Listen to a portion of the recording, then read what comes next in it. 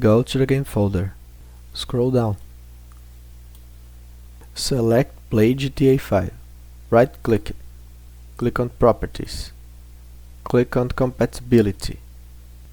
Check the option to disable full screen optimizations. Check the option to run this program as administrator. Click on Apply.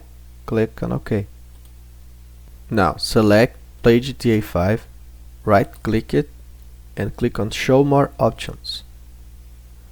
And click on Create Shortcut.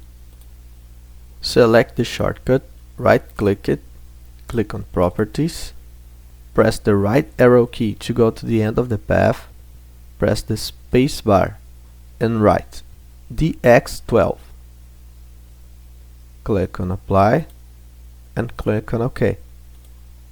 Make sure to always launch the game using this shortcut. If you receive a message to update your drivers, click on OK. Go to Documents. Open the Rockstar Games folder. Open the GTA 5 Enhanced folder.